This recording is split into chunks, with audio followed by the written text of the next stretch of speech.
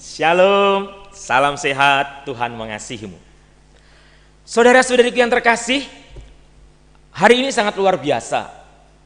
Saya bisa menyapa Anda secara live streaming ini dalam misa secara khusus, misa untuk menghormati Yesus, Sang Kerahiman Ilahi yang sejati, yang luar biasa. Misa kerahiman tadi dibuka dengan koronka, doa koronka, dan nanti kita akan mengakhiri misa dengan adorasi, penghormatan terhadap Sang Kerahiman Maha Kudus. Dan yang luar biasa, hari ini kita merayakan Santo Thomas. Saudara-saudariku yang terkasih, dalam bacaan Injil kita mendengar bagaimana Yesus Kristus menegur Thomas.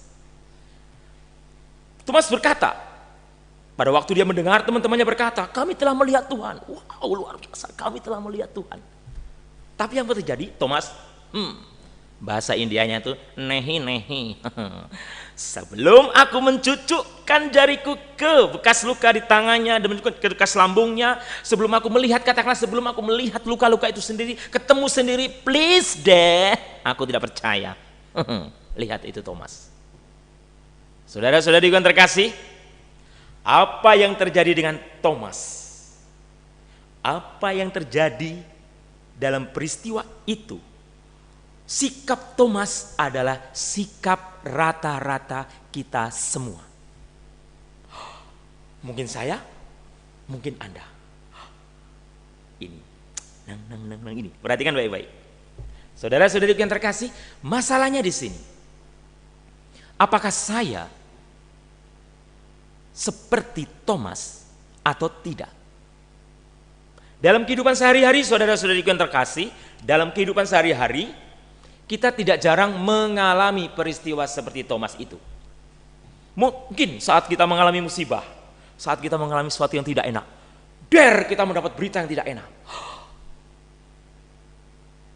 Mungkin ada yang berkata, Tuhan, buktikan dulu, aku akan rajin ke gereja, aku rajin berdoa kalau masalahku beres.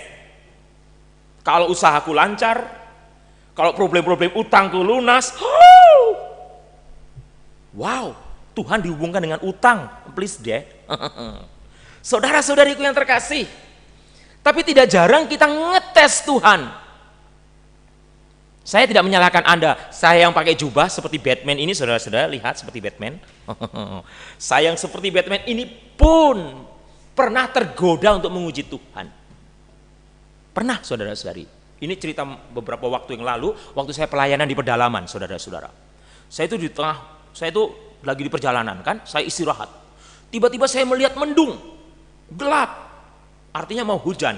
Dan saudara-saudariku yang terkasih, itu kalau kita mengalami hujan di tengah pedalaman, jalan berlumpur, aduh ya Tuhanku dan Allahku, capek deh.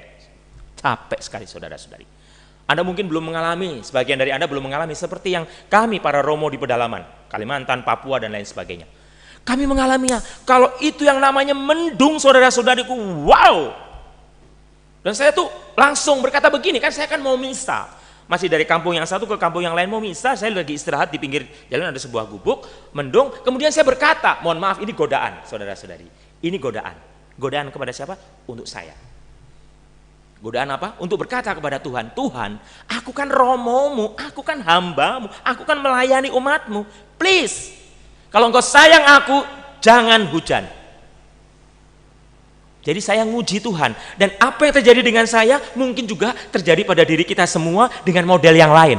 Mungkin Anda soal bisnis, soal sakit dan lain sebagainya. Perhatikan baik-baik. Dan itu terjadi pada saya, saudara-saudara. Dan apa yang terjadi? Apakah hujan? Ternyata waktu saya mengatakan, Tuhan, kalau engkau sayang padaku, jangan hujan. Dan ternyata apa? Hujan, saudara-saudara. Tambah deras lagi. Saya langsung ngomel. Saya yang romo, saudara-saudari. Saya ini Romo lulus Widodo. Saya romo, saudara-saudara. Saya langsung berkata, Tuhan, kenapa hujan? Tuhan, kenapa hujan? Protes saya, saudara-saudara. Protes. Dan saya ngomel-ngomel karena saya tahu bagaimana hujan itu membuat saya susah. Motornya ada lumpurnya dan saya harus berjuang lumpur sendirian. Aduh, Tuhanku dan Allahku. Sedangkan saya sudah kelaparan. Sarapannya cuma mie, 4 sehat 5 sekarat, saudara-saudara. Mie itu 4 sehat 5 sekarat. Sudah, saudara-saudara, ngomel-ngomel itu. Dan saya nggak bisa terus, karena sekali terus saya jalan, itu yang namanya lumpur itu kena di ban, saya harus membersihkan lumpur dan terus begitu. Terpaksa saya nunggu dan pasti telat. Dan apa yang terjadi, saudara-saudariku terkasih, saya ngomel-ngomel, pada saat hujan berhenti sudah agak kering, saya jalan. Dan apa yang terjadi, saudara-saudara? Jembatan yang tempat saya akan tuju, saudara-saudara. Jembatan yang tempat akan saya tuju itu, saudara-saudara. Itu runtuh, saudara-saudara. Karena saya melihat sebuah mobil jatuh di bawah itu. Anda bisa bayangkan? Kalau pada saat itu saya berangkat, memaksa diri dan tidak hujan, lancar, saya ngebut, bisa saja karena jembatan itu runtuh. Saya mungkin jatuh, saudara-saudara. Jadi dari peristiwa-peristiwa yang ada tuh Tuhan tuh sebenarnya sayang. Sekali lagi saya ditegur oleh Tuhan. Ternyata dalam hidup ini saya sering ditegur, diingatkan. Gak usah nguji, gak usah ingin langsung membuktikan bahwa Tuhan tuh bisa melakukan banyak hal. Tuhan pasti bisa. Jangan sampai Anda ditegur, saya ditegur oleh Tuhan, mengatakan percayalah dan jangan engkau tidak percaya lagi. Saudara-saudara yang terkasih, hari ini kita merayakan Santo Thomas dan kita diingatkan untuk tidak berlaku seperti Santo Thomas. Tapi yang luar biasa dari Thomas adalah Thomas mengatakan, ya Tuhanku dan Allahku, merasa sesal, berdosa, merasa bersalah, ya Tuhanku dan Allahku. Kelebihan dari Santo Thomas adalah tidak sombong, tidak keras hati, tidak tinggi hati, dan menyadari kesalahan. Dan ini yang penting untuk kita semua, untuk saya, untuk Anda. Kalau Anda salah, Anda merasa bersalah, atau Anda merasa bagaimana menyakiti Tuhan dengan menyakiti sesama, bertobatlah, ya Tuhanku dan Allahku. Nilai hidup seseorang, perhatikan, nilai hidup seseorang karena kerahiman Allah. Ingat, kita tadi barusan berdoa koronka, kerahiman Allah adalah menyadari kita lemah, kita rapuh, kita sering berbuat salah, menyadari kita lemah, kita rapuh, kita seperti Thomas yang tidak percaya. Tapi kerahiman Allah yang luar biasa membuat Anda dan saya bangkit dari keterpurukan. Kita bisa jatuh, kita bisa lemah, bisa jatuh, kita bisa berdosa, kita bisa menyakiti Tuhan, menyakiti sesama, kita berhati jahat dan lain sebagainya. Tapi satu hal, kesempatan untuk bertobat diberikan kepada Anda dan saya. Dan kita bisa berkata seperti Thomas, ya Tuhanku dan Allahku. Saat Anda terpuruk, saat Anda jatuh dalam dosa, saat Anda merasa hidup Anda sudah hancur, saat Anda merasa tak berdaya, ya Tuhanku dan Allahku. Kita belajar dari Thomas. Bertobatlah, saudara. Bertobatlah. Pintu pengampunan terbuka lebar. Pintu pengampunan terbuka lebar. Dan Anda tahu Thomas menjadi apa? Thomas menjadi martir Tuhan. Mati untuk Tuhan. Saudara-saudara yang terkasih, mari kita berjuang. Untuk apa? Untuk percaya. Percaya kerahiman Allah di hidup ini. Percaya Tuhan mengasihi kita. Percaya dengan sungguh-sungguh dan jalankan itu dalam hidup.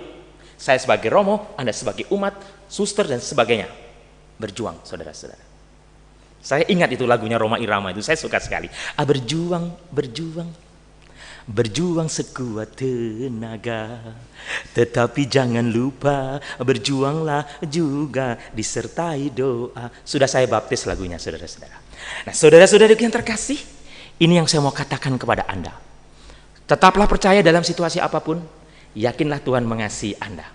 Tetaplah percaya dalam situasi apapun, percayalah Tuhan bisa menolong Anda, mengangkat Anda. Tidak usah minta bukti kepada Tuhan. Tidak usah minta bukti, Tuhan pasti menolong Anda. Yakini itu dalam hidup Anda. Tuhan pasti menolong Anda. Amin, saudara. Mari kita hening sejenak.